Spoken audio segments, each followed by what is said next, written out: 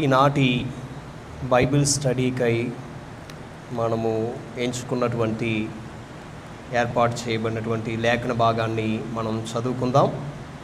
అపోస్తలుడైన పౌలు ఫిలిప్పీలకు రాసిన పత్రిక 1వ అధ్యాయము 19వ వచనం నుంచి 24 వచనాలు చదువుకుందాం. అపోస్తలుడైన పౌలు ఫిలిప్పీలకు రాసిన పత్రిక 1వ అధ్యాయం 19వ వచనం నుంచి 24 వచనాల వరకు మనము చదువుకుందాం. మరియు నేను ఏ విషయంలోనూ సిగ్గుపడక ఎప్పటి వలనే ఇప్పుడును పూర్ణ ధైర్యముతో బోధించుట వలన నా బ్రతుకు మూలముగానైనను సరే, చావు మూలముగానైనను సరే, క్రీస్తు నా శరీరమందు గణపరచబడునని నేను మిగుల అపేక్షించుచు నిరీక్షించుచున్న ప్రకారముగా మీ ప్రార్థన వలనను యేసుక్రీస్తు యొక్క ఆత్మ నాకు సమృద్ధిగా కలుగుట వలనను ఆ ప్రకటన నాకు రక్షణార్థముగా పరిణమించునని నేను ఎరుగుదును. నా మట్టుకైతే బ్రతుకుట క్రీస్తే, చావైతే లాభం.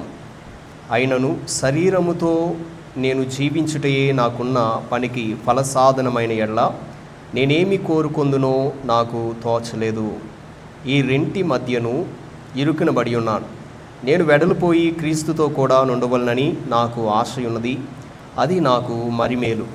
అయినను నేను శరీరమందు నిలిచియుండుట మిమ్మును బట్టి మరి అవసరమై ఉన్నది. దేవుడు తన పరిశుద్ధ వాక్యమును మన వినికిడిలో దీవించునుగాక. ఫిలిప్పీలకు రాసినటువంటి పత్రికపై మనము బైబిల్ స్టడీ చేస్తూ ఉన్నాము. చాలా విషయాలు ఇప్పటి వరకు జరిగినటువంటి బైబిల్ స్టడీస్లో చాలా విషయాలు మనము నేర్చుకొని ఉన్నాం.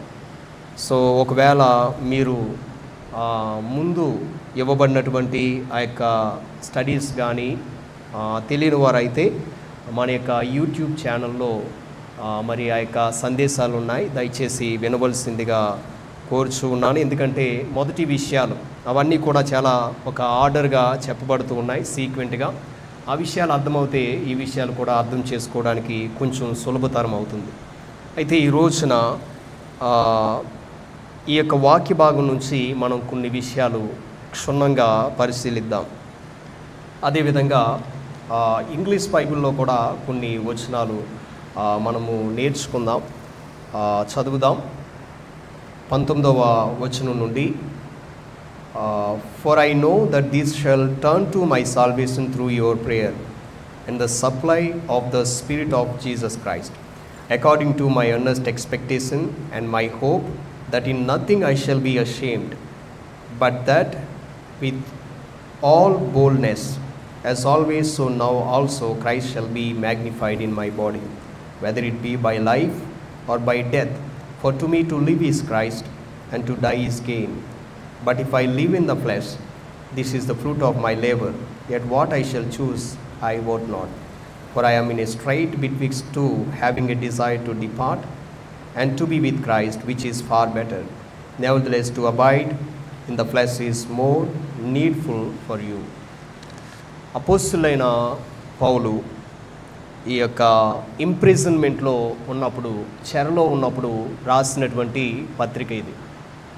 అయితే ఫిలిప్పీలో ఉన్నటువంటి సంఘం వారు అపోస్తలుడైన పౌలు గారి పట్ల ఎంతో ప్రేమ కలిగి, ఎంతో అపేక్ష కలిగి, ఎంతగానో ఆయన పట్ల కన్సర్న్ కలిగి మరి కొన్ని విషయాలు ఆ చెరలో ఉన్నటువంటి ఆయనకు పౌలు గారికి చేరవేయడం జరిగింది. అంతేకాకుండా కొంత కానుకను కూడా, ఆఫరింగ్ను కూడా వారు అక్కడికి పంపించడం జరిగింది. అయితే ఫిలిప్పీలో ఉన్నటువంటి విశ్వాసులకు, అక్కడ ఉన్నటువంటి సంఘముకు మరి చెరలో ఉన్నటువంటి పౌలు గారు తన యొక్క స్థితి గురించి కొన్ని విషయాలు వ్రాస్తూ ఉన్నాడు. అంటే నేను ఎందుకు ఈ పరిస్థితిలో ఉన్నాను, నేను ఎందుకు జైల్లో పెట్టబడ్డాను, చెరలో పెట్టబడ్డాను, అసలు ఇప్పుడు ప్రజెంట్ స్టేట్ నా గురించి మీరేమనుకుంటూ ఉన్నారు, నేనేమనుకుంటూ ఉన్నాను, దేవుడు ఏమనుకుంటూ ఉన్నాడు అనే విషయాలు తెలియచేస్తూ ఉన్నాడు. అందువల్లనే ముందు వచనాల్లో మనం చూసినట్లయితే నేను ఈ యొక్క చైన్స్ ఏమైతే ఉన్నాయో, ఈ బంధకాలు ఏమైతే ఉన్నాయో అవి క్రీస్తుని బట్టి, సువార్తను బట్టి మాత్రమే అనే విషయాలు తెలియజేస్తాడు. నేను ఎవరిని మోసగించలేదు, ఎవరి దగ్గర దొంగలించలేదు, లేకపోతే ఎవరిని కొట్టలేదు, ఎవరిని తిట్టలేదు, వాటి వలన నేను చెరలో పెట్టబడలేదు. కానీ నేను సువార్తను ప్రకటిస్తున్నందుకు నేను చెరలో బంధించబడి ఉన్నాను. అయిననేమి గాడ్ ఈజ్ ఇన్ కంట్రోల్. దేవుడు సమస్తాన్ని తన యొక్క అధీనంలో ఉంచుకొని ఉన్నాడు. దేవుడు సమస్తాన్ని జరిగిస్తూ ఉన్నాడు. ఆయన నన్ను చూస్తూ ఉన్నాడు. కానీ సువార్త మాత్రము ఆగిపోలేదు. నేను బంధించబడినప్పటికీ సువార్త మాత్రము బంధించబడలేదు అనే విషయాలు తెలియజేస్తాడు. 19వ వచనంలో ఏం తెలియజేస్తాడంటే, మరియు నేను ఏ విషయంలోనూ సిగ్గుపడక అనే విషయాన్ని తెలియజేస్తాడు. ఏ విషయంలోనూ సిగ్గుపడక ఎప్పటి వల్లనే ఇప్పుడును పూర్ణ ధైర్యంతో బోధించుట వలన. ఏ విషయంలోనూ కూడా నేను సిగ్గుపడడం లేదు. తప్పు చేసిన వాళ్ళు సిగ్గుపడతారు, అవునండి. తప్పు చేసిన వాళ్ళకి సిగ్గు ఉంటుంది. తప్పు చేసిన వాళ్ళకి హృదయంలో ఎక్కడో లోపల గిలి అనేటువంటి భావన ఉంటుంది. గిల్టీ ఫీలింగ్ అనేటువంటిది ఉంటుంది. ఈ గిల్టీ ఫీలింగు నీవు కూర్చున్నా, లేచినా, నీవెక్కడున్నా, పడుకున్నా కానీ గిల్టీ ఫీలింగ్ అనేటువంటిది నేను వెంటాడుతుంది. సో కాబట్టి ఒకవేళ ఇతరుల దగ్గర తప్పించుకున్నా కానీ నీవు ఒంటరిగా కూర్చున్నప్పుడు సిగ్గుపడేటువంటి పరిస్థితులు ఏర్పడుతూ ఉంటాయి. అయితే అపోస్తలుడైన పౌలు ఏం చెప్తారంటే, నేను ఎప్పటి వలన ఇప్పుడు కూడా ధైర్యంగా ఉన్నాను. నేను ఏ విషయంలోనూ కూడా సిగ్గుపడడం లేదు. విశ్వాసులకి ఇది ఒక గొప్ప పాఠం లాంటిది. దేవుని బిడ్డలుగా పిలువబడేటువంటి మనము సిగ్గుపడేటువంటి పనులు చేయకూడదు. మనుషుల్లో కానీ, సంఘంలో కానీ, సమాజంలో కానీ ఎక్కడా కూడా సిగ్గుపడేటువంటి విధంగా మనం కార్యాలు జరిగించకూడదు, మాటలు మాట్లాడకూడదు. సో కాబట్టి ఇది ఒక గొప్ప పాఠంగా దీన్ని మనం తీసుకోవాలి. ఆయన చెప్తాడు, ఎప్పటి వలె ఇప్పుడు కూడా పూర్ణ ధైర్యంతో ఉన్నాను. ఆయన చెరలో పెట్టబడ్డాడు, చుట్టూ సైనికులు ఉన్నారు. మరి ఎప్పుడు విడుదల అవుతాడు అనేటువంటిది ఎవరికి కూడా తెలియనటువంటి విషయమే. వాస్తవానికి ఆయన మనలాగే చూసుకున్నట్లయితే ద్వారాలన్నీ మూసుకుపోయినట్లుగానే కనబడుతూ ఉన్నాయి. అలాంటి సమయంలో ఆయన అంటాడు, నేను ఎప్పటి వల్లే ఇప్పుడు కూడా పూర్ణ ధైర్యంతోనే ఉన్నాను. కంప్లీట్ బోల్డ్నెస్ అంటాడు. Complete boldness. నాలో ఉన్నటువంటి ధైర్యము తరిగిపోలేదు, తక్కువైపోలేదు. ఎప్పటి వలె దేవుని యొక్క సేవకు పిలువబడినప్పటి నుంచి కూడా ఇప్పుడు వరకు దేవుని యొక్క సువార్తను ఎంత ధైర్యంగా అయితే బోధించగలిగానో అప్పటి వలె ఇప్పుడు కూడా నేను అదే ధైర్యంతో ఉన్నాను అనే విషయాన్ని తెలియజేస్తాను. ఈ ధైర్యం ఈయనకి ఎక్కడి నుంచి వచ్చిందంటారు? ఇది ఆశ్చర్యం కలిగించేటువంటి విషయమే. ఎందుకంటే కొన్నిసార్లు మనం ధైర్యాన్ని కోల్పోతూ ఉంటాం. కొన్నిసార్లే సింహాల వలె గర్జిస్తూ ఉంటాం, కానీ కొన్నిసార్లు పిల్లుల్లాగా తోక ముడుచుకుని పారిపోయేటువంటి సందర్భాలు ఉంటాయి. కాన్స్టెంట్గా ఈ ధైర్యం అనేటువంటిది మనలో ఉంటుందా అంటే కొన్నిసార్లు బహుశా చాలామంది దాన్ని గ్రహించకపోవచ్చు. ఈ ధైర్యం అనేటువంటిది ఒకవేళ వాళ్ళలో ఉన్నా కానీ దాన్ని గ్రహించకపోయేటువంటి పరిస్థితులను మనం చూడవచ్చు. ఈయనేమంటాడంటే, ఎప్పటి వల్ల ఇప్పుడు కూడా ధైర్యంగానే ఉన్నాను. నా చుట్టూ ఎంతమంది సైనికులు ఉన్నా, నా చుట్టూ ఎంత పెద్ద అధికారులు ఉన్నా, నేను వేరే యొక్క ప్రభుత్వంలో ఉన్నా కానీ నేను ధైర్యంగానే ఉన్నాను. ఎప్పటి వల్లే ధైర్యంగానే ఉన్నాను. ఈ మాటలు మనం గమనించాలి. ఆయన్ని యెరూషలేము దగ్గర నుంచి ఎక్కడ తీసుకుని వెళ్ళిపోయారు? రోమ్ నగరానికి తరలించారు. యెరూషలేములో అయితే తెలిసిన వాళ్ళు ఉండొచ్చేమో, కానీ రోమ్ ప్రాంతానికి తీసుకుని వెళ్ళిపోయారు. సో అక్కడే క్యాబినెట్ ఉంది, అక్కడే ప్రభుత్వానికి సంబంధించినటువంటి విషయాలన్నీ కూడా అక్కడ చాలా ఎఫెక్టివ్గా జరుగుతూ ఉంటాయి. అలాంటి చోట నేనేమీ కూడా ధైర్యాన్ని కోల్పోలేదు అనే విషయాన్ని తెలియజేస్తాను. అయితే 20వ వచనంలో ఏం మాట్లాడతాడంటే, మీ ప్రార్థన వలన అనే విషయాన్ని తెలియజేస్తాడు. మీ ప్రార్థన వలన అని తెలియచేసి, యేసుక్రీస్తు యొక్క ఆత్మ నాకు సమృద్ధిగా కలుగుట వలన అని చెప్తాడు. మీ ప్రార్థన వలన నాకు తప్పనిసరిగా డెలివరెన్స్ అనేటువంటిది కలుగుతుంది అని నేను ఆశిస్తూ ఉన్నాను. మీ ప్రార్థన వలన, మీరు చేసేటువంటి ప్రార్థన వలన. బహుశా ఫిలిప్పీ సంఘంలో ఉన్నటువంటి విశ్వాసులు మనలాగే ఉపవాస ప్రార్థనలకి గ్యాదర్ అయినప్పుడు, లేకపోతే బైబిల్ స్టడీస్కి గ్యాదర్ అయినప్పుడు, లేకపోతే వేరు ప్రార్థనలకి గ్యాదర్ అయినప్పుడు కానీ ప్రత్యేకంగా అపోస్తలులైన పౌలు గారి కొరకు అదే అంశం పెట్టుకుని ప్రార్థన చేస్తూ ఉన్నారేమో, దేవునికి మొరపెడుతూ ఉన్నారేమో. అయ్యా, ఎంతగానో నీ సేవను చేసినటువంటి వ్యక్తి, గొప్ప సంఘాలు స్థాపించినటువంటి వ్యక్తి ఇప్పుడు రోమ్లో చెరసాల్లో ఉన్నాడు, ఆయన్ని జ్ఞాపకం చేసుకోండి, ఆయన్ని విడిపించండి అని ప్రార్థన చేస్తూ ఉన్నారేమో. తప్పనిసరిగా ప్రార్థన చేస్తారు, అవునండి. ఎవరైనా మీకు తెలిసిన వాళ్ళు కష్టంలో ఉంటే మీరు ఏం చేస్తారు? ప్రార్థన చేస్తారు, అవునా? అయితే ఈ విషయాలు మాట్లాడేటువంటి యొక్క తరుణంలో ప్రార్థన అనేటువంటి అంశాన్ని చాలా ఎక్కువగా హైలైట్ చేశాడు ఈయన. ప్రార్థన, మీరు ప్రార్థన చేస్తున్నారు కాబట్టి తప్పనిసరిగా నాకు ఈ యొక్క చెర నుంచి విడుదల కలుగుతుంది అనేటువంటి అష్యూరెన్స్, ఆ యొక్క నమ్మకం అనేటువంటిది నాకు ఉంది. మీరు కాన్స్టెంట్గా ప్రార్థన చేస్తూ ఉన్నారు కాబట్టి. ఈ రోజుల్లో ప్రార్థనకి సెకండ్ ప్లేస్ ఇచ్చేటువంటి వ్యక్తులు ఉన్నారు. ప్రార్థనకి చాలా చాలా లీస్ట్ స్థానాన్ని ఇచ్చేటువంటి మనుషులు ఉన్నారు, అవునండి. యాక్టివిటీస్కి ఎక్కువ ప్రాధాన్యత ఇచ్చేటువంటి ఈ యొక్క రోజుల్లో ప్రార్థనకి చాలా చాలా లీస్ట్ ప్లేస్ ఇచ్చేటువంటి వ్యక్తులు మనకు కనబడుతూ ఉన్నారు. కానీ ప్రార్థన చాలా చాలా ప్రాముఖ్యమైనటువంటిది మన జీవితాల్లో. అదే విషయాన్ని తెలియజేస్తాడు. క్రీస్తు యొక్క ఆత్మ నాకు సమృద్ధిగా కలుగుట వలన ప్రార్థించేటువంటి వ్యక్తులు దేవుని యొక్క ఆత్మచేత నడిపించబడతారు. దేవుని యొక్క ఆత్మచేత ఎంతమంది అయితే నడిపించబడతారో వాళ్ళకి ఏమి కలుగుతుందంటే పూర్ణమైనటువంటి ధైర్యం అనేటువంటిది ఉంటుంది. వాళ్ళు ఎక్కడున్నా కానీ, వాళ్ళు ఎలాంటి పరిస్థితిలో ఉన్నా కానీ పూర్ణమైనటువంటి ధైర్యంతో వాళ్ళు ముందుకు వెళ్ళగలుగుతారు. These are all interconnected, ఓకేనండి. ఒకదాని నుంచి మనం ఒకటి సెపరేట్ చేయలేం. నేను ప్రార్థన చేయను, దేవుని ఆత్మచేత నింపబడాలి అనుకునేటువంటిది అది బిబ్లికల్ కాదు, వాక్యానుసారమైనటువంటిది కాదు. ప్రార్థన చేసేవాడే దేవుని ఆత్మచేత నింపబడతాడు. దేవుని ఆత్మచేత నింపబడినోడే ఆ ధైర్యాన్ని కలిగి ఉంటాడు, దేవుడిచ్చేటువంటి ధైర్యాన్ని కలిగి ఉంటాడు. లేకపోతే ఇవేమీ కూడా మన జీవితాల్లో జరగవు. మనం గొప్పగా మాట్లాడవచ్చు, చాలా మాటకారులుగా మనం నిలవబడవచ్చు సమాజంలో, కానీ ఆ ధైర్యాన్ని మనం తెచ్చుకోలేం. ఈ ధైర్యం ఎవరిచ్చేది అంటే పరిశుద్ధాత్ముడు ఇచ్చేడంట. ఈ ధైర్యం ఎవరిస్తారండి? పరిశుద్ధాత్ముడు ఇచ్చేటువంటి ధైర్యం. వీళ్ళు చేపలు పట్టేటువంటి గలిలయలు కాదా? వీళ్ళేంటి ఎంత గొప్పగా మాట్లాడుతున్నారు? ఎక్కడి నుంచి వచ్చింది వీళ్ళకి ఈ ధైర్యం అంటే? ఎవరిచ్చారు? దేవుడు ఇచ్చాడు, పరిశుద్ధాత్ముడు ఇచ్చాడు. సో ఈ చెప్పనసఖ్యం కానటువంటి ఈ గొప్ప ధైర్యాన్ని ఎవరిస్తారంటే పరిశుద్ధాత్ముడు మాత్రమే ఇవ్వగలడు. అది అనుభవించేటువంటి విశ్వాసికి మాత్రమే ఈ యొక్క విషయము తెలుస్తుంది. అనుభవించేటువంటి వ్యక్తుల్లో మాత్రమే దీన్ని కనుగొనగలరు.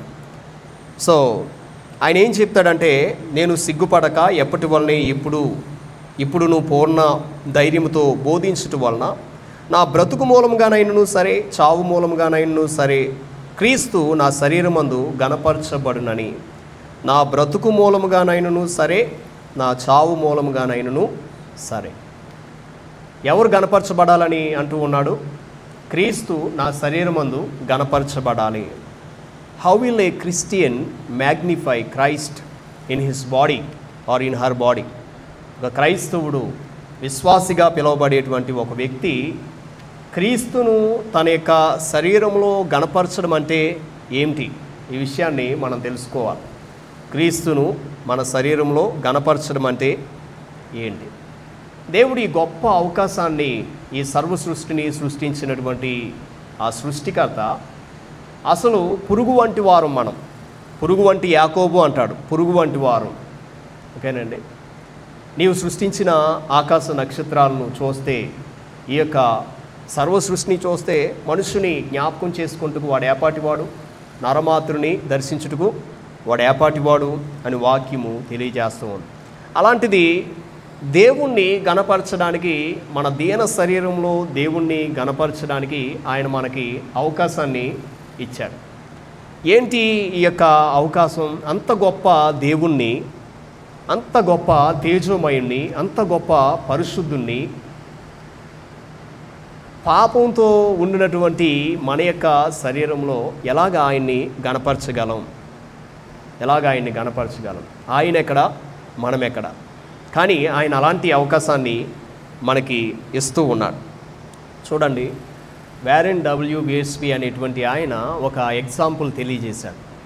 ఏంటి ఆ యొక్క ఎగ్జాంపుల్ అంటే, టెలిస్కోప్ గురించి మనం చాలాసార్లు చదువుకుని ఉన్నాం.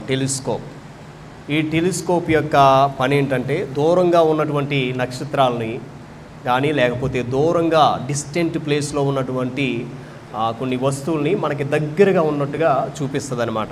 దగ్గరగా ఉన్నట్టుగా ఆ పాలపొంతలో ఉన్నటువంటి నక్షత్రాలు కానీ నక్షత్ర సముదాయాలు కానీ అవన్నీ కూడా మనకి దగ్గరగా ఉన్నట్లుగా ఈ టెలిస్కోపు మనకి చూపిస్తూ ఉంటుంది. మరి మైక్రోస్కోప్ ఏం చేస్తుంది? టెలిస్కోప్ ఏమో దూరంగా ఉన్నటువంటి వాటిని దగ్గరగా ఉన్నట్టు చూపిస్తుంది. మైక్రోస్కోప్ ఏమో చిన్నగా ఉన్నటువంటి పరాన్న జీవులు, సూక్ష్మజీవులు ఏమైతే ఉన్నాయో అవి పెద్దగా ఉన్నట్లుగా మనకు చూపిస్తారు. ఈ రెండు కూడా ఒకటేమో దూరంగా ఉన్న వాటిని దగ్గరగా ఉన్నట్టుగా చూపిస్తుంది, ఒకటేమో చిన్నగా ఉన్నటువంటి వాటిని పెద్దగా ఉన్నట్లుగా చూపిస్తుంది. ఈ రెండు వేటి పని అవి చేస్తూ ఉంటాయి. ఒక అవిశ్వాసికి యేసుక్రీస్తు ప్రభువారిని రక్షకునిగా లేకపోతే ప్రభువుగా దేవునిగా కలిగి ఉండనటువంటి ఒక వ్యక్తి యొక్క జీవితంలో, ఒక ప్రకృతి సంబంధమైనటువంటి ఒక వ్యక్తి యొక్క జీవితంలో యేసు ప్రభువారు ఎప్పుడూ కూడా డిస్టెంట్గానే ఉంటాడు. వాళ్ళు డిస్టెన్స్ మెయింటైన్ చేస్తారు. ఎవరికెవరికి మధ్య? యేసు ప్రభుకి వారికి మధ్య డిస్టెంట్. ఆయన ఎప్పుడూ కూడా చిన్నగానే కౌంట్ చేస్తారు. సబార్డినేట్, చిన్నగా ఉంటాడు, చిన్న దేవుడు. అవునండి, ఈయన ఒక చిన్న దేవుడు, అందరిలో కూడా ఒక చిన్న దేవుడు అన్నట్లుగా కౌంట్ చేస్తుంటారు. వాళ్ళ గురించి పక్కన పెడితే దేవుణ్ణి నమ్ముకున్నటువంటి వ్యక్తులు కూడా చాలా చిన్న ప్రాధాన్యత ఆయనకి ఇస్తూ ఉంటారు. చిన్నవాడు ఎవరో? ప్రభు చిన్నవాడు. అన్నీ కూడా ఎక్కువే మనకి, కానీ యేసుక్రీస్తు మాత్రం చాలా చిన్నవాడు. ఆయన్ని ఈ ప్రపంచంలో మనం కలిగి ఉన్నటువంటి ఆశయాలు, లేకపోతే ప్రపంచంలో మనం కలిగి ఉన్నటువంటి కళలు, మనం ఏమైతే కలిగి ఉన్నామో, ఏమైతే ఓన్ చేసుకుని ఉన్నామో వాటిని క్రీస్తుతో కంపేర్ చేసి చూసినప్పుడు క్రీస్తు మనకి చాలా చిన్నగా కనపడతాడు. అవునండి, కొన్నిసార్లు చాలా చిన్నవాడిగా మనం ఆయన్ని కౌంట్ చేస్తూ ఉంటాం. చాలా దూరంగా ఉన్నట్టుగా మనం ఆయన్ని కౌంట్ చేస్తూ ఉంటాం. అయితే దేవుడు ఇచ్చినటువంటి ఒక గొప్ప అవకాశం ఏంటంటే, విశ్వాసికి నీవు ఒక కష్టం గుండా వెళ్తూ ఉన్నప్పుడు, ఒక శ్రమ గుండా వెళ్తూ ఉన్నప్పుడు, నీవు ఒక సంక్షోభంలో నీవు చుట్టుముట్టు వేయబడినప్పుడు దేవుడు ఇచ్చినటువంటి ఒక గొప్ప అవకాశం ఏంటంటే, నీ యొక్క జీవితం ద్వారా ప్రభువు ఏమై ఉన్నాడో అనేటువంటి విషయాన్ని ప్రపంచానికి తెలియచేయాలి. నీ చుట్టూ ఉన్నటువంటి వారికి తెలియచేయాలి, నీ కుటుంబ సభ్యులకి తెలియచేయాలి. సంక్షోభాలు అందరి జీవితంలో కూడా వస్తాయి, వైఫల్యాలు అందరి జీవితంలో కూడా వస్తాయి, అనారోగ్యాలు వస్తూ ఉంటాయి, నష్టాలు వస్తూ ఉంటాయి, కృషించిపోయేటువంటి పరిస్థితులు వస్తూ ఉంటాయి. ఎవరికి వస్తూ ఉంటాయి? క్రిస్టియన్స్ ఎక్సెప్షనల్లా? దేవుణ్ణి నమ్ముకున్నటువంటి బిడ్డలు ఎక్సెప్షనల్ అంటే ఎక్సెప్షనల్ కాదు, అందరికీ కూడా వస్తాయి. ఈ వాక్యంలోనే అంటాడు, కేవలం మీరు విశ్వాసం ఉంచడానికి మాత్రమే కాదు, కానీ మీరు ఆయనతో పాటు శ్రమ పడడానికి కూడా మీరు పిలువబడ్డారు అంటాడు. అయితే అలాంటి సమయంలో మనకి దేవుడిచ్చినటువంటి ఒక గొప్ప అవకాశం ఏంటంటే, క్రీస్తుని మన చుట్టూ ఉన్న వారికి ప్రజెంట్ చేయడం. మనకు వచ్చినటువంటి ఆ యొక్క క్రైసిస్లో క్రీస్తుని గణపరచడం. మనం ఏ విధంగా ఆయన్ని ప్రపంచానికి చూపిస్తూ ఉన్నాం. ఉదాహరణకి, నీవు తట్టుకోలేనటువంటి శ్రమ నీ జీవితంలో వచ్చింది, అసలు నీవెప్పుడూ కూడా ఊహించలేదు ఎలాంటిది నీకు ఎదురవుతుందని. అలాంటి సమయంలో అది నీకు ఎదురైనప్పుడు దాన్ని చూసి, నా దేవుడు దీని నుంచి నన్ను తప్పించలేడులే, నా దేవుడు దీని నుంచి తప్పించడానికి ఆయనకి చేత కాదులే, నేనే వేరొక మార్గాలు వెతుక్కోవాలి, లేకపోతే నాకు నేనుగా నా శక్తి సామర్థ్యాలు ఉపయోగించుకుని ఎవరి కాల్లో చేతిలో పట్టుకుని నేను దీని నుంచి బయటపడాలి అని ఎప్పుడైతే నీవు ఆలోచిస్తావో, యు ఆర్ లిమిటింగ్ క్రైస్ట్. ఏం చేస్తూ ఉన్నావు అంటే, క్రీస్తుని ఒక చిన్నవాడిగా చేసేస్తూ ఉన్నావు. అంటే అలాంటి సమయంలో నీకు వచ్చినటువంటి సమస్య క్రీస్తు కంటే పెద్దది. ఓకేనండి, ఆయన దాంతో హ్యాండిల్ చేయలేడు.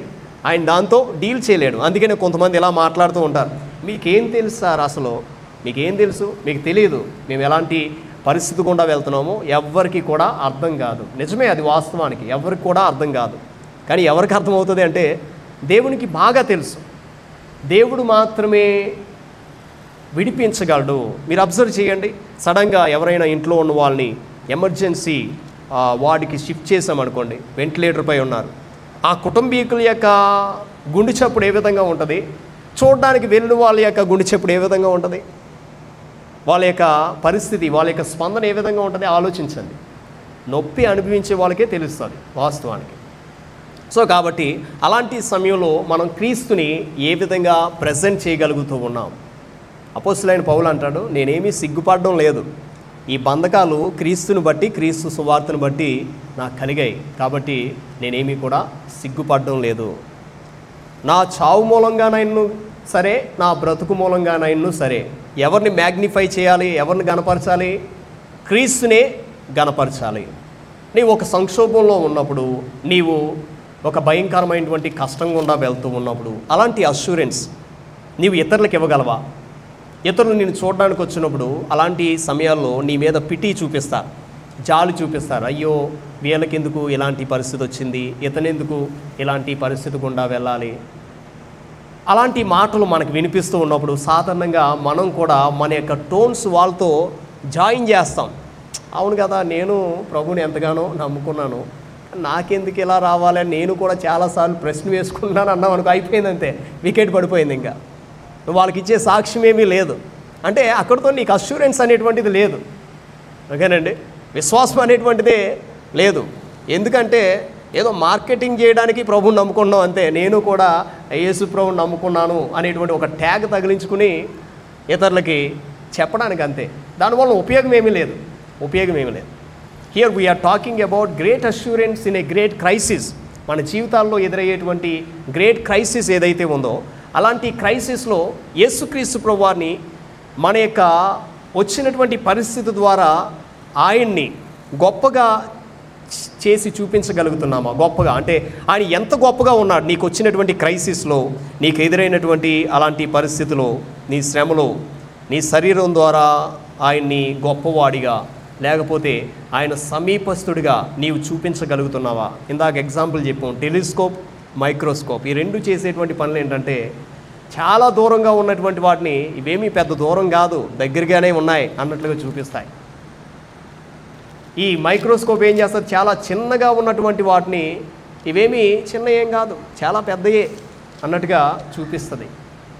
మన యొక్క జీవితంలో అలాంటి పని మనం చేయాలి. ఇదిగో నా శ్రమలో నా దేవుడు నన్ను విడిచిపెట్టలేదు, నేను విఫలమైపోయినంత మాత్రాన నా జీవితం ఎక్కడితో ముగించబడిందని కాదు. My God is in control. నా దేవుడు సమస్తాన్ని తన యొక్క అధీనంలో ఉంచుకున్నాడు. నా శరీరము క్షీణించిపోయినప్పటికీ నా విమోచకుడు సజీవుడై ఉన్నాడు అని యోబులాగా చెప్పగలగాలి మనం. ఓకేనండి, నేను సజీవునిగానే ఆయన చూస్తాను అనేటువంటి గొప్ప అష్యూరెన్స్. సో కాబట్టి మనకు వచ్చినటువంటి యొక్క క్రైసిస్లో మనం ప్రభుని ఆ విధంగా చూపించగలుగుతున్నాం. అపోస్తలుడైన పౌలు వాళ్ళకి చాలా క్లియర్గా తెలియచేసేటువంటి విషయం ఏంటంటే, నేను ఏ విషయంలో కూడా సిగ్గుపడలేదు, ఎందుకంటే సిగ్గుపడేటువంటి పని ఏమీ నేను చేయలేదు. రెండోది ఏంటంటే, ఎప్పటి వల్లే నేను పూర్ణమైనటువంటి ధైర్యాన్ని కలిగి ఉన్నాను. ఈ ధైర్యం నాకు ఎక్కడి నుంచి వచ్చింది? మీరు ప్రార్థనలు చేస్తున్నారు, నేను ప్రార్థన చేస్తున్నాను, పరిశుద్ధాత్మ దేవుడు నాలో పనిచేస్తూ ఉన్నాడు, ఆయనే ఈ ధైర్యాన్ని నాకు ఇస్తూ ఉన్నాడు. ప్రతి సమస్యని ఎదుర్కోవడానికి కావలసినంత శక్తిని ఆయన దయచేస్తూ ఉన్నాడు. కాబట్టి నా ముందు ఉన్నవి బంధకాలైనా సరే, నా ముందు ఉన్నవారు సైనికులైనా సరే, నా ముందు ఉన్నవారు అధికారులైనా సరే, వాళ్ళు దేవుడిచ్చేటువంటి ఈ ధైర్యం ముందు నిలవబడలేకపోతూ ఉన్నారు. సో కాబట్టి అల్టిమేట్గా విక్టరీ ఎవరిదండి? ప్రభువుని నమ్ముకున్నటువంటి ప్రభు యొక్క బిడ్డలది. సో మనమే డిఫీటెడ్ అయిపోయినటువంటి వ్యక్తులుగా మనము ప్రదర్శనలు ఇవ్వకూడదు. ఓకేనండి, my God is not distant, my God is very close to me when I'm going through suffering. నేను శ్రమ గుండా వెళ్తున్నప్పుడు నా దేవుడు నాకు డిస్టెంట్గా లేడు, is very close to me.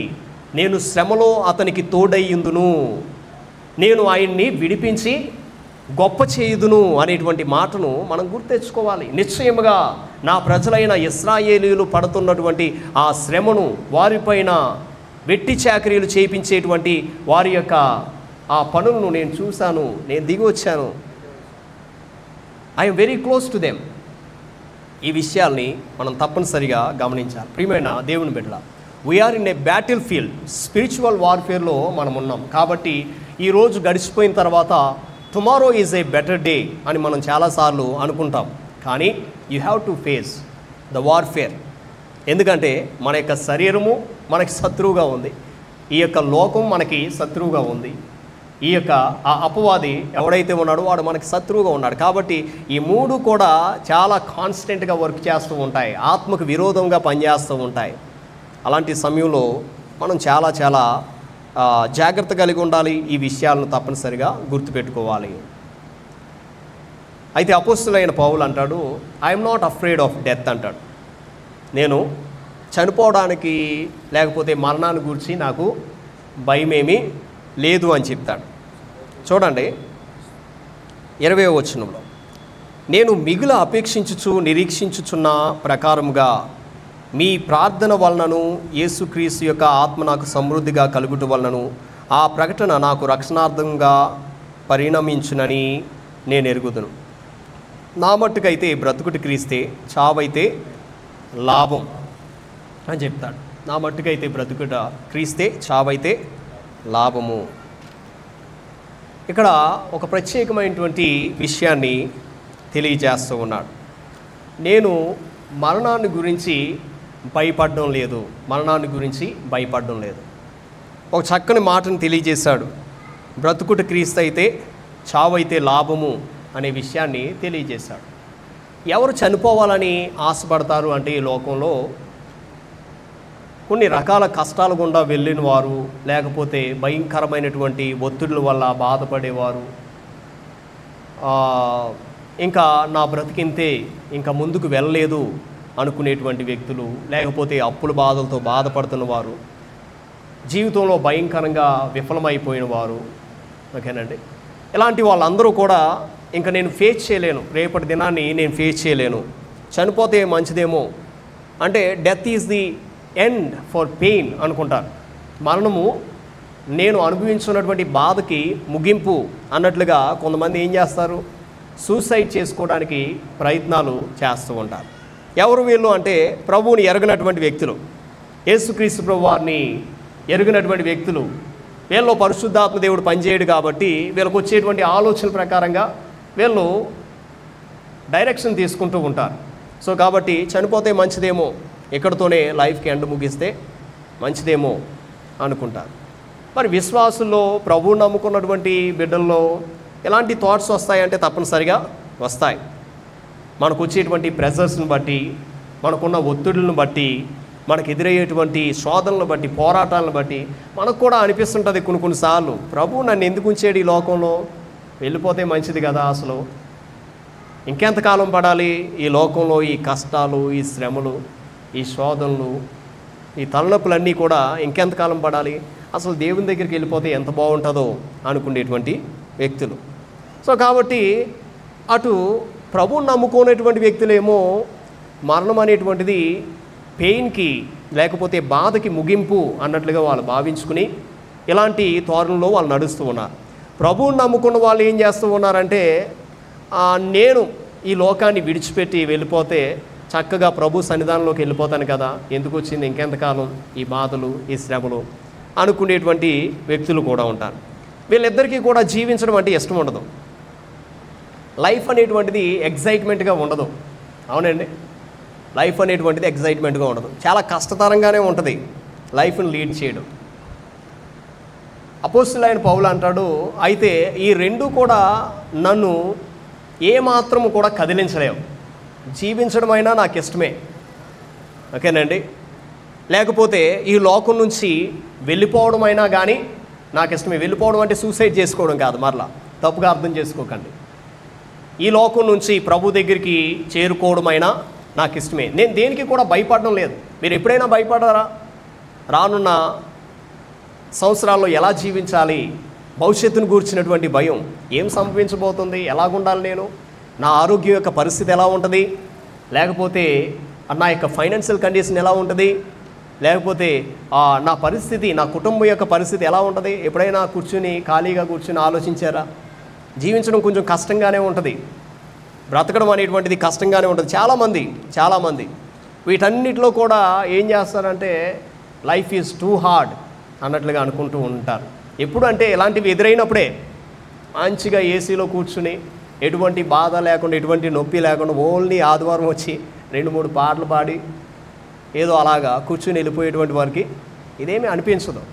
కానీ ఎవరైతే ఇలాంటి కష్టాల గుండా వెళ్తూ ఉన్నారో వాళ్ళకి తప్పనిసరిగా లైఫ్ డిఫికల్ట్గానే అనిపిస్తుంది. అయితే వాస్తవమైన విషయం ఏంటంటే కష్టాలు లేని వాళ్ళు ఎవరు ఉండరు.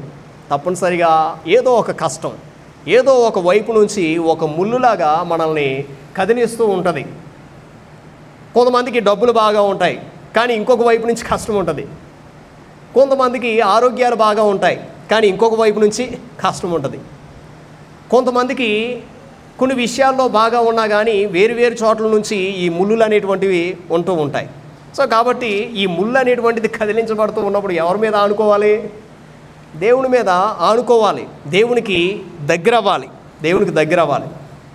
ఈ రెండు కూడా అపోస్తలుడైన పౌలుని కదిలించలేదు. నాకు వచ్చేటువంటి శ్రమలను బట్టి కానీ, వచ్చే శోధనలను బట్టి కానీ, ఏమైనా కానీ ఐ కెన్ ఫేస్ టుమారో. ఎందుకు? Because he lives. ఆయన జీవిస్తున్నాడు కాబట్టి నేను రేపటిని ఎదుర్కోగలను అనే విషయాన్ని తెలియజేస్తూ ఉన్నాడు. అక్కడ ఉన్న వాళ్ళందరూ ఇదేంటి, ఈయనకి బెయిల్ ఎలాగిస్తారు, అసలు ఈయనేమో ఆ రోమా జైల్లో పెట్టబడ్డాడు, అక్కడ ఉన్నటువంటి చెరసాల్లో బంధించబడ్డాడు, అసలు ఈయన తరపున ఎవరు వాదిస్తారు? ఈయనే వాదించుకున్నాడు ఈయన కేసు అంతటినీ కూడా. మీరు అబ్జర్వ్ చేశారా? అపోస్తలుల కార్యాలు ఆయన యెరూషలేములో పట్టబడిన దగ్గర నుంచి కూడా ఫేస్తు ముందు, ఫెలిక్స్ ముందు, అగ్రిప్ప ముందు, ప్రతి చోట కూడా ఈయన వాదించినటువంటి వాదనకి వాళ్ళు తట్టుకోలేకపోయారు. ఓకే, ఆయన ఎక్కడికి వెళ్తాడు, మరి ఏం అప్పీల్ చేసుకున్నాడో ఆయన ముందుకు వెళ్ళనివ్వండి అన్నారు. సరే, నేను కైసర్ దగ్గరికి వెళ్తాను, ఆయన ముందే నా కేసును అప్పీల్ చేసుకుంటానన్నాడు, నా కేసును నేను వాదించుకుంటానన్నాడు. సో కొంతమందికి ఒక అన్సర్టైన్గా ఉంది, ఈయన విడిపించబడతాడా, విడిపించబడ్డా, ఏంటి ఈయన యొక్క పరిస్థితి ఏంటి, ఎంత గొప్పగా వాడబడినటువంటి సేవకుడు అని అనుకున్నటువంటి సమయంలో ఆయన అంటాడు, ఒకవేళ నేను జైల్లో ఉండి విడిపించబడకుండా ఒకవేళ వీళ్ళే నన్ను హతసాక్షిగా మార్చేసినా కానీ నేను దాన్ని కూడా ఫేస్ చేయగలను. ఎందుకంటే నా చావు మూలంగానైనా సరే, నా బ్రతుకు మూలంగానైనా సరే నేను ఎవరిని గణపరచాలి? క్రీస్తుని గణపరచాలి. బ్రతుకుట క్రీస్తు అయితే, చావైతే మేలు అని చెప్పాడు. What is your life? ఈ ప్రపంచంలో నీకు జీవాన్ని తెచ్చేది ఏమిటి? కొన్నిసార్లు రోజు ప్రార్థనకు వస్తున్నప్పుడు ఎక్సైట్మెంట్గా అనిపించదు. అవునండి, రోజు వాక్యాన్ని వింటూ ఉన్నప్పుడు ఎక్సైట్మెంట్గా అనిపించదు, ఏదో కామన్గానే వెళ్ళిపోద్ది. రోజు ప్రార్థన చేస్తున్నప్పుడు అది ఏదో ప్రార్థనగా మనకి అనిపించదు, కొత్తదనం కనిపించాలి మనకి ఎప్పుడు కూడా. ప్రతి దానిలో కూడా ఏదో ఒక కొత్త కూర వేసుకున్నట్లుగా అన్నిటిలో కొత్తదనం కనిపించాలి. కొత్తదనం కనిపిస్తేనే మనం ఎక్సైట్ అవుతాం. కొంతమందికి కొన్ని ఎక్సైటెడ్ విషయాలుగా ఉంటాయి, కొంతమందికి కొన్ని ఎక్సైటెడ్గా ఉండవు, ఉత్సుకతను తీసుకుని రావు. అవునండి, అందుకనే కొంతమంది షాపింగ్ కనగానే చాలా ఎక్సైట్మెంట్ చూపిస్తారు కొంతమంది, అవునా? కొంతమంది వంటలు వండడంలో ఎక్సైట్మెంట్ని చూపిస్తారు, కొంతమంది జాబ్ చేయడంలో ఎక్సైట్మెంట్, అంటే ఆ పర్టికులర్ విషయాల్లోనే ఎక్సైట్మెంట్ వస్తుంది, మిగతా విషయాల్లో ఎక్సైట్మెంట్ రాదు. కొంతమందికి డబ్బులు సంపాదించడంలో ఎక్సైట్మెంట్, ప్రతిసారి ఆ డబ్బుల్ని చూసుకోవాలి, అప్పుడు ఎక్సైట్మెంట్ ఉంటుంది. కొంతమంది ఆయా విషయాల్లో ఎక్సైట్మెంట్ అనేటువంటిది మనకి కనిపిస్తూ ఉంటుంది. అయితే అపోస్తలుడైన పౌలు అంటాడు, నా యొక్క లైఫ్ ఎవరై ఉన్నారంటే నాకు అసలు ఎక్సైట్మెంట్ కలిగజేసేది ఎవరంటే యేసుప్రభు మాత్రమే. Christ is my excitement, Christ is my life. నేను ఎప్పుడైనా ఆయన యొక్క పదాన్ని, క్రీస్తు అనేటువంటి పదాన్ని విన్నప్పుడల్లా నాలో ఎక్సైట్మెంట్ ఎక్కడి నుంచో వస్తుంది, ఒక ప్రవాహంలాగా బయటికి వెళ్తూ ఉంటుంది ఎక్సైట్మెంట్. క్రీస్తు గురించి కానీ, క్రీస్తుని గూర్చినటువంటి విషయాల గురించి కానీ నేను ఎప్పుడు విన్నా కానీ ఎక్సైట్మెంట్ అనేటువంటిది వస్తుంది. విశ్వాసుల జీవితంలో ఇట్ మస్ట్ బీ దేర్, ఇది ఉండాలి. ఒకవేళ నీవు క్రీస్తుని గురించి వినేటువంటి విషయాల్లో కానీ, క్రీస్తుని గురించినటువంటి విషయాల్లో కానీ ఎక్సైట్మెంట్ అనేటువంటిది రావటం లేదంటే ఏదో సంథింగ్ ఈజ్ రాంగ్. మేబీ ఒకవేళ నీవు సైడ్ ట్రాక్ అయిపోయి ఉండాలి, మార్గం నుంచి తప్పిపోయి ఉండాలి, లేకపోతే ప్రార్థన జీవితంలో వెనకబడిపోయి ఉండాలి, లేదంటే పరిశుద్ధాత్మ దేవుడు నీలో పనిచేయడం అన్నా మానేసి ఉండాలి. నేను ఆల్రెడీ ముందుగా చెప్పాను, ఇంటర్ కనెక్టెడ్ విషయాలు అనేటువంటివి. ప్రార్థన చేసేవారు దేవుని ఆత్మచేత నడిపించబడతారు. దేవుని ఆత్మచేత నడిపించబడేవారు పూర్ణ ధైర్యంతో నింపబడతారు.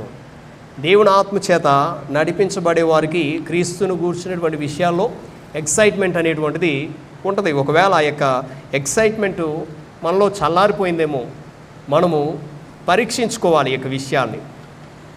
సో కాబట్టి జైల్లో ఉన్నాడు, మనమైతే బయట తిరుగుతూ ఉన్నాం కాబట్టి షాపింగ్కి వెళ్ళాలనుకుంటే షాపింగ్కి వెళ్తాం, ఫ్రెండ్స్ని కలవాలనుకుంటే ఫ్రెండ్స్ని కలుస్తాం, పార్టీలకు వెళ్ళాలనుకుంటే పార్టీలకు వెళ్ళొచ్చు. ఏదో ఒక విధంగా మనం ఎక్సైట్మెంట్ తెచ్చుకోవచ్చు. కానీ ఎక్కడున్నాడు? 4 గోడల మధ్య ఉన్నాడు. ఎక్కడ వస్తుంది ఎక్సైట్మెంటు? బయటికి వెళ్ళే పరిస్థితే లేదు. క్రైస్ట్ ఈజ్ మై లైఫ్ అనే విషయాన్ని తెలియజేస్తాడు. అందుకనే బ్రతుకుట క్రీస్తు అయితే చావు అయితే లాభం. చావైనా కానీ నేను ఆయన దగ్గరికే వెళ్ళిపోతాను. ఎక్సైట్మెంట్. అందుకనే ఇక్కడ ఒక పదం ఉపయోగించబడింది, ఎర్నెస్ట్ ఎక్స్పెక్టేషన్ అని ఇంగ్లీష్లో ఉంటుంది. Earnest expectation, great expectation. 20వ వచనంలో according to my earnest expectation, according to my earnest expectation and my hope అనే పదం ఉపయోగించబడింది. ఎర్నెస్ట్ ఎక్స్పెక్టేషన్ అనేటువంటి చోట గ్రీక్ భాషలో ఒరిజినల్ లాంగ్వేజ్లో ఒక మంచి పదం అక్కడ ఉపయోగించబడింది. అదేంటంటే అపోకరుడూకియా అనేటువంటి పదం ఉపయోగించబడింది. అపోకరుడూకియా అనే పదానికి అర్థం ఏంటంటే చూడండి, రోమీలకు రాసిన పత్రిక 8వ అధ్యాయం 19వ వచనం. రోమీలకు రాసిన పత్రిక 8వ అధ్యాయము 19వ వచనాన్ని మనం చదివితే ఈ విషయం మనకి కొంచెం అర్థమవుతుంది. దేవుని కుమారుల ప్రత్యక్షత కొరకు సృష్టి మిగుల ఆశతో తేరి చూచుచు అనే పదాన్ని మనం గమనించాలి. మిగుల ఆశతో తేరి చూచుచు, మిగుల ఆశతో తేరి చూచుచు, గ్రేట్ ఎక్స్పెక్టేషన్తో. దీనికి అసలు మీనింగ్ ఏంటంటే చూడండి, కొన్ని విషయాలు మనం ఏదైనా అనుకున్నప్పుడు మన యొక్క హైట్ ప్రకారంగా మనం చూడలేం. అవునండి, మనకున్న ఈ యొక్క ఎత్తును బట్టి అప్పుడు ఏం చేస్తామంటే ఇలా కాళ్ళు పైకి ఎత్తుతాం. అవునా, ఈ పాదాల మీద ఇలాగ నించుంటాం, లేదంటే ఇలాగా కొంచెం మెడ పెద్దగా చేసి మనం చూస్తూ ఉంటాం ఏముంది అవతల అని తెలుసుకోవడానికి. దానికి మీనింగ్ అది.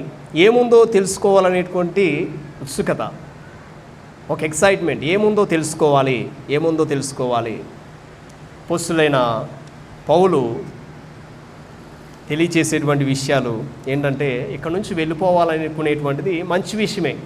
ఎందుకంటే నేను క్రీస్తు పాదాల దగ్గర ఉంటాను, క్రీస్తు యొక్క సన్నిధానంలో నేను ఉంటాను, ఆయన చూడగలుగుతాను ఫేస్ టు ఫేస్.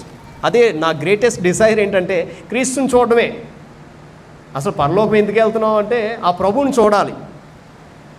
ఓకేనండి, ఆ ప్రభువుని చూడాలి. ఆ ముండ్ల కిరీటం పెట్టబడినటువంటి ఆ తలను తాకాలి అని ఒక భక్తుడు పాట రాస్తాడు. అవునండి, సో ప్రభువుని చూడాలి. అది ఆయన యొక్క గ్రేట్ ఎక్స్పెక్టేషన్. తర్వాత ఆయన కంటే ముందుగా ప్రభువులో నిద్రించినటువంటి వ్యక్తుల్ని చూడాలి. ఎవరి కోసమైతే సహోదరులారా ఇదిగో క్రీస్తునందు నిద్రించిన వారిని గూర్చి మీకు తెలియకుండా మాకు ఇష్టం లేదు, వారి గురించి మీకు తెలియాలి. క్రీస్తునందు నిద్రించినటువంటి వారు ఇదిగో వారు మొదట లేస్తారు, వారు ప్రభు యొక్క సన్నిధానంలో ఉన్నారు అనే విషయాన్ని తెలియజేస్తారు. సో కాబట్టి ఈ గ్రేట్ ఎక్స్పెక్టేషన్ ఏంటంటే మనకంటే ముందుగా వెళ్ళిపోయినటువంటి వ్యక్తుల్ని మనం ముఖాముఖిగా చూడగలుగుతాము, ముఖాముఖిగా మనం చూడగలుగుతాం. అది గ్రేట్ ఎక్స్పెక్టేషన్. ఆయన అంటాడు, నేనేదో శ్రమలకు భయపడిపోయి, శోధనలకు భయపడిపోయి, లేకపోతే ఈ లోకంలో నా జీవితాన్ని జీవించలేక వెళ్ళిపోతే మంచిది అన్నట్లుగా ఆయన మాట్లాడలేదు.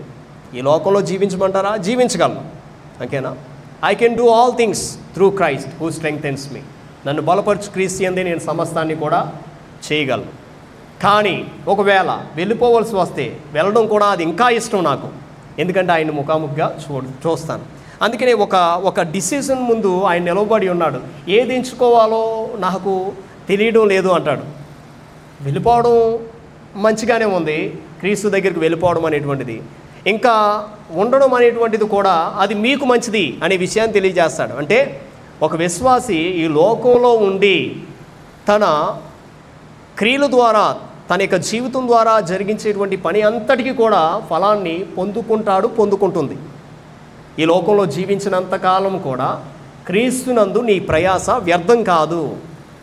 ఆయన పేరిట నువ్వు ఏమైతే చేస్తావో అదేమీ కూడా కొట్టివేయబడదు, ఓకేనండి, తీసివేయబడదు. సో కాబట్టి ఇట్స్ ఏ గ్రేట్ ఫ్రూట్. అది నా బెనిఫిట్కే. ఒకవేళ నేను ఉండిపోతే నేను కష్టపడతాను, ఇంకా కొన్ని ఆత్మలు సంపాదిస్తాను, ఇంకా కొంతమందికి వాక్యం చెప్తాను, ఇంకా కొన్ని పాటలు పాడతాను, ఇంకా కొంతమందిని క్రీస్తు దగ్గరికి నడిపిస్తాను, ఇంకా కొన్ని సంఘాలు కడతాను. ఇదంతా కూడా మంచిదే, నాకు ఇంకా బెనిఫిట్ ఇంకా. అయినా కానీ అది మీ మేలు కొరకే అంటాడు. ఫిలిప్పీలో ఉన్నటువంటి సంఘస్థులతో ఏమంటాడంటే అది మీ మేలు కొరకే, నేనుంటే అది మీకే మంచిది అనే విషయాన్ని తెలియజేస్తాడు. సో కాబట్టి what are you living for? ఈ లోకంలో నీవు ఏ కాన్సెప్ట్తో జీవిస్తూ ఉన్నావు? నాకు ఈ ఒత్తిళ్ళన్నీ ఎక్కువైపోయే పరలోకానికి ఎప్పుడు వెళ్ళిపోతానో అనేటువంటి ఆశతోనే ఉన్నావా? లేకపోతే ఈ లోకంలో ఉండి నేను దేవుని కొరకు ఏదో ఒకటి చేయాలి అనేటువంటి తపంతో నీవు ఉన్నావా? లేకపోతే ఈ లోకంలో ఎలాంటి పరిస్థితులు ఎదురైనా కానీ నేను క్రీస్తు ద్వారా వాటిని జయించగలను అనేటువంటి భావంతో నీవు ఉన్నావా? నిన్ను నీవే పరీక్షించుకోవాలి. For to me to live is Christ and to die is gain. బ్రతుకుడు క్రీస్తు అయితే, చావైతే మేలు అనే విషయాన్ని తెలియజేస్తాడు. 3 విషయాలు: మనీ, ఫేమ్, పవర్. ఈ 3 కూడా అవసరమైనవే కానీ ప్రమాదకరమైనవి కూడా. డబ్బులు, ఫేమ్, ఇంకేముందండి, పవర్, అధికారం. దేవుడు ఈ 3ంటిని కూడా మన పాదాల క్రింద పెట్టాడు. ఒక రకంగా చెప్పాలంటే ఇట్ షుడ్ బి అండర్ అస్. మన క్రింద ఉండవలసినటువంటి విషయాలు మన పైకి వెళ్ళకూడదు, ఓకేనండి. These 3 should be under your control. You should never get in to under their control. ఈ 3 కంట్రోల్లోనికి నువ్వు ఎప్పుడైతే వెళ్ళిపోతావో దేవుని మాట నీ వినలేవు, ఓకేనండి. దేవుని మాట నీ వినలేవు. ఈ మనీ కంట్రోల్లోనికి కానీ, ఫేమ్ కంట్రోల్లోని కానీ, మనీ, డబ్బు, ఫేమ్, పేరు, తర్వాత పవర్, అధికారం, లేకపోతే అధికార దాహం. ఈ 3ంటి కంట్రోల్లోనికి నువ్వు వెళ్ళిపోయావంటే అవే నిన్ను నడిపిస్తాయి. నీ మాటలను కానీ, నీ నడతలను కానీ, నీ నిర్ణయాలను కానీ అవే నడిపిస్తాయి. ధనం నిన్ను కంట్రోల్ చేస్తుంది, పవర్ నిన్ను కంట్రోల్ చేస్తుంది, ఫేమ్ నిన్ను కంట్రోల్ చేస్తుంది. ఈ 3 ప్రకారంగానే నీవు నడిపించబడతావు. దేవుని ఆత్మ చేత నీవు నడిపించబడలేవు. దేవుని ఆత్మను పక్కకు నెట్టేస్తావు నువ్వు. అంటే దేవుని ఆత్మ యొక్క స్వరాన్ని నీ వినలేవు. ఆయన నడిపించేటువంటి నడిపింపును నీవు పొందుకోలేవు.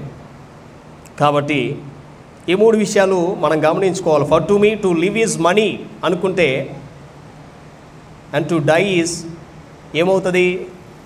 To leave it all behind. అంటే ఒకవేళ అసలు డబ్బే నా జీవితం, బ్రతుకుడు డబ్బు అయితే చావు ఏమవుతుంది? చనిపోయిన తర్వాత అంతా విడిచిపెట్టి వెళ్ళిపోవాల్సి వస్తుంది, అంతే, ఏమీ లేదు, ఓకేనండి. For to me to live is fame అనుకుంటే పేరు కోసమే నేను బ్రతుకుతున్నాను అని అనుకుంటే, and to die is to be forgotten. నీవు చనిపోయిన తర్వాత నేను మర్చిపోతారు, అందరూ ఎవరు గుర్తుపెట్టుకోరు, ఓకేనండి. ఎంత పెద్ద అక్షరాలు శిలాపలకల మీద నీ పేర్లు రాయించినా కానీ నిన్ను మర్చిపోతారు. For to me to live is power అనుకుంటే, and to die is to lose it all. నువ్వు చనిపోయిన తర్వాత నీ పవర్ గురించి, ఆ పవర్ పనిచేయదు, అది నిన్ను విడిచిపెట్టి వెళ్ళిపోద్ది. మన చరిత్రలో చూడవచ్చు, ఎంతోమంది నియంతల గురించి మనం చదువుకున్నాం. చరిత్రలో ఎంతోమంది చాలా శక్తివంతమైనటువంటి రాజుల గురించి, చక్రవర్తుల గురించి చదువుకున్నాం. వాళ్ళందరూ నేర్పించినటువంటి పాఠాలు ఏంటంటే ఇవన్నీ కూడా నన్ను విడిచిపెట్టి వెళ్ళిపోతాయి అనే విషయాన్ని తెలియజేశారు. సో కాబట్టి మనం ఏం చెప్పగలం? బ్రతుకుట క్రీస్తు అయితే, చావైతే లాభం అని చెప్పగలిగేటువంటి పరిస్థితిలో మనం ఉన్నామా లేమా అనేటువంటిది మనం పరీక్షించుకోవాల్సినటువంటి విషయం. సో కాబట్టి వాట్ ఈజ్ యువర్ లైఫ్ నీ జీవితం ఏంటి? నిన్ను బాగా ఎక్సైట్మెంట్లోనికి తీసుకెళ్లేది ఏంటి? డబ్బులా, ఫేమా, లేకపోతే మిగతా విషయాలా, నీ కోరికలా, నీ ఆశలా, నీ డ్రీమ్సా, లేకపోతే ప్రభు అన్నిటికంటే ఎక్కువగా నీకు ఎక్సైట్మెంట్ ఇవ్వగలడా? ఈ విషయాల్ని గ్రహించుకోవడం విషయంపైనే నీ యొక్క జీవితం అంతా ఆధారపడి ఉంది. నీవు తీసుకునే నిర్ణయాలు కానీ, నీ యొక్క ప్రవర్తన కానీ, నీ జీవిత విధానం అంతా కూడా దీని మీదే ఆధారపడి ఉంటుంది. కాబట్టి దేవుడు ఈ మాటల చేత మనల్ని దీవించి ఆశీర్వదించునుగాక.